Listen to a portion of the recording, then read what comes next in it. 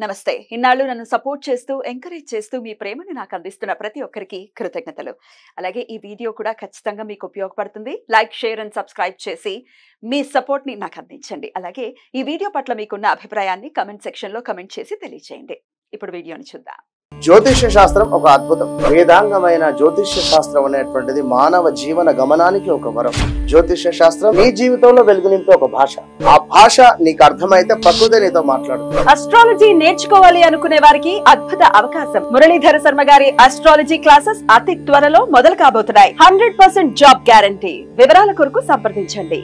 నమస్తే, welcome to our channel. నేను పద్మిని. ప్రస్తుతంతో పాటు ప్రముఖ ఆధ్యాత్మికవేత్త, ఆస్ట్రోన్యూమరాలజిస్ట్, వేదిక్ వాస్తు స్పెషలిస్ట్, శ్రీ విద్య మరియు హనుమత్ ఉపాసకులు బ్రహ్మశ్రీ డాక్టర్ సిస్లా జయశంకర్ గారు మనతో పాటు ఉన్నారు. మాట్లాడదాం. సార్ నమస్తే. సార్ సార్ సెప్టెంబర్ మాసం మొదలు కాబోతోంది. అయితే సెప్టెంబర్ మాసానికి సంబంధించిన రాశి ఫలితాలు ఒక్కసారి మీ ద్వారా తెలుసుకోవాలనుకుంటున్నాను సార్.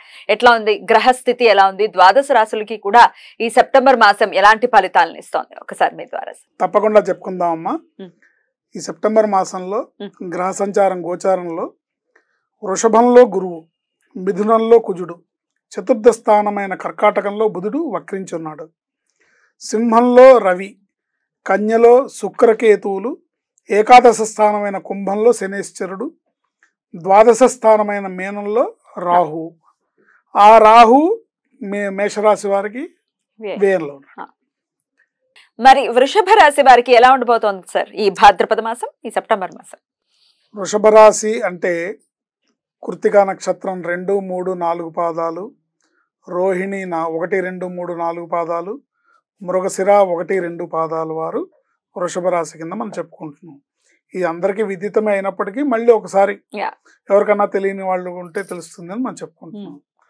ఈ వృషభ రాశి స్త్రీ పురుషులకు ఈ నెల అన్ని రంగాల వారికి, స్త్రీలు పురుషులు ప్లస్ అన్ని రంగాల వారికి యోగప్రదంగా ఉంటుంది, బాగుంటుంది. నూతన వస్త్ర ప్రాప్తి కలదు. విలువైన వస్తువులను, ఆభరణాలను కొనుగోలు చేస్తారు. వీళ్ళకి సంతానం ద్వారా సౌఖ్యము, భార్యాభర్తల మధ్యలో అవగాహన బాగుంటుంది. సుఖమయమైన జీవితాన్ని పొందుతారు. చాలా హుషారుగా, ఆనందంగా ఉంటారు. విందు వినోదాల్లో అధికంగా పాల్గొంటారు.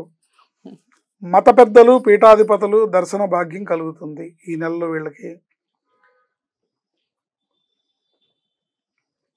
వారి ఆశీర్వాదాన్ని పొందుతారు. రాస్యాధిపతి అయిన శుక్రుడు మాస ప్రథమార్థంలో పంచమంలోను, సెప్టెంబర్ 18వ తేదీ నుండి షష్టమంలోను ఉన్న కారణంగా వృషభ రాశి స్త్రీ పురుషులకు మాస ప్రథమార్థంలో మిత్రుల వలన లాభము, శత్రుక్షయము, మిత్రుల వలన ఆదరణ, సహాయ సహకారాలు అనేవి పరిపూర్ణంగా మీకు లభించును. పెద్దలపై అధిక గౌరవం కలిగి ఉంటారు. మానసిక సంతృప్తి లభిస్తుంది. 18వ తేదీ నుండి శుక్ర సంచారం షష్టంలోకి మారడం వలన అనవసరమైన ఖర్చులు అధికమై రుణాలు చేయుదురు, అప్పులు తీసుకుంటారు. చేపట్టిన పన్నుల్లో చిక్కులు, అవరోధాలు ఏర్పడును. ఇతరులతో అనవసర తగాదాల వలన అవమానకర సంఘటనలు ఎదురవుతాయి. కొంతమందిలో అనవసరమైన ఆతురత, అపాయము పొంచి ఉంటుంది. ముఖ్యంగా పరాయి స్త్రీలతో జాగ్రత్తగా వ్యవహరించాలి. స్త్రీలైనా పురుషులైనా ఇద్దరు. పురుషులు పరాయి స్త్రీలతో జాగ్రత్త వహించాలి. పురుషులు వృషభ రాశిలో స్త్రీలు ఉంటే స్త్రీలు పురుషులతో జాగ్రత్తగా ఉండాలి. ఎందుకంటే తద్వారా ఇబ్బంది, పరాయి వాళ్ళతో ఇబ్బంది వచ్చే అవకాశం ఉంటుంది. ద్వితీయంలో కుజగ్రహ సంచారం వలన ఉద్యోగస్తులకు, పై అధికారుల వలన అసంతృప్తి ఉంటుంది. సహోద్యోగులు అసూయ చెందుతారు. వ్యాపారస్తులకు ధనహాని, వృధా వ్యయాలు కలిగే అవకాశం ఉంటుంది. వాగ్వివాదాల జోలికి పోకూడదు.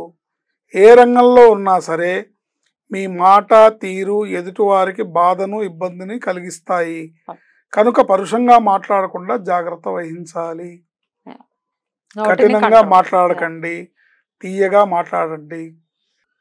కంట్రోల్లో పెట్టుకోవాలి. 3 ఫ్యాక్టరీలు పెట్టుకోవాలట ప్రతి మనిషి, ఏ రాశి వాళ్ళైనా. మైండ్ లో ఐస్ ఫ్యాక్టరీ పెట్టుకోవాలట. కూల్ గా ఉండడా? నోట్లో షుగర్ ఫ్యాక్టరీ పెట్టుకోవాలి. తీయటి మాటలు. ఇంకోటి అలా చేపట్టిన పనులు ఆలస్యంగా అయినా పూర్తి అవుతాయి. రవిగ్రహం మాస ప్రథమార్థంలో చతుర్థమందు తదుపరి 17వ తేదీ నుండి పంచమందు సంచారం వలన ప్రయాణాల యందు ఆటంకాలు, గృహంలో అనవసరమైన గొడవలు తలెత్తే అవకాశం ఉంటుంది. సంసారంలో అశాంతిని కలిగించే సంఘటనలు జరుగుతాయి. భార్యాభర్తలు ఒకళ్ళనొకళ్ళు జాగ్రత్తగా రెస్పెక్ట్ ఇస్తూ మర్యాదగా మాట్లాడుతూ తోలనాడకుండా జాగ్రత్తగా ఎక్కడ ఏం గొడవ వస్తుందో అన్న జాగ్రత్త అవగాహన కలిగి ఉండాలి.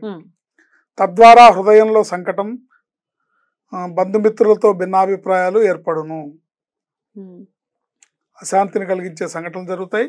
తద్వారా హృదయంలో సంకటం, బంధుమిత్రులతో భిన్నాభిప్రాయాలు ఏర్పడతాయి.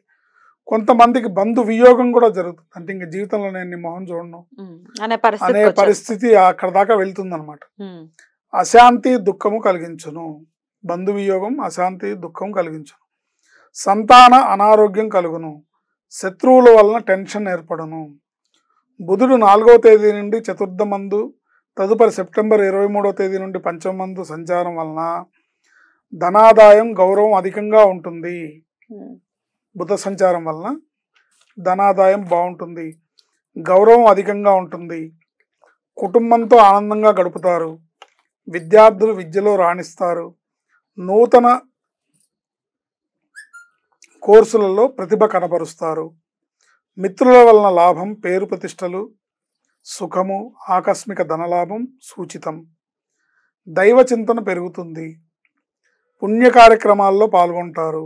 23వ తేదీ నుండి బుధుడు పంచమంలోకి రావటం వలన కళత్ర వియోగం, అంటే భార్యాభర్తల మధ్యలో వియోగం, అంటే మాట ఏర్పడి గ్యాప్, అంటే ఓసారి గొడవైంది అనుకోండి సర్దుకోవడానికి వారం పడుతుంది కదా. వారు 1 సైడ్ అయింది అనుకోండి పర్వాలేదు, కానీ 2 సైడ్ వారు ఉంటే సర్దుకోవడానికి సమయం పడుతుంది, టైం పడుతుంది. చూడ ఎప్పుడు వస్తాడో చూద్దాం అని ఆవిడ మాట్లాడపోతే ఈయన ఏంటి. సో కళత్ర వియోగం, వృధాశ్రమ అధికమవుతుంది. స్థితి నష్టము, అపకీర్తికి అవకాశం ఉంది. ప్రయాణాల్లో జాగ్రత్త వహించాలి. ఉద్యోగస్తులు జాగ్రత్తగా వ్యవహరించాలి. ఖర్చులను అదుపులో ఉంచుకోవాలి. మాటామంతి బాగుండాలి. పరస్త్రీలతో జాగ్రత్తగా మెలగాలి. ఇది ఈ నెలలో వృషభ రాశి వారికి చేయకూడని పనులు కూడా ఆల్రెడీ చెప్పారు. కాబట్టి దేవతారాధన విషయం కూడా ఒకసారి చెప్పండి సార్. ఎందుకంటే కొంత నెగటివిటీ ఉంది, పాజిటివ్ కూడా ఉంది. మంచి పేరు వస్తుంది అని చెప్తున్నారు, ఆదాయం పెరిగేటటువంటి పరిస్థితి ఉంది, మిశ్రమంగా ఉంటుంది. బట్ దైవతారాధన ఖచ్చితంగా చేసుకోవాలి. మరి ఏ ఆరాధన విశేషంగా వీళ్ళు చేసుకోవాల్సి? వీళ్ళు విశేషంగా అమ్మవారిని ఆరాధించాలి ఈ నెలలో. లక్ష్మీదేవి గాని, లలిత అమ్మవారు గాని, కనకదుర్గ అమ్మవారు, మాతృస్వరూపం అమ్మవారిని బాగా ఆరాధించాలి.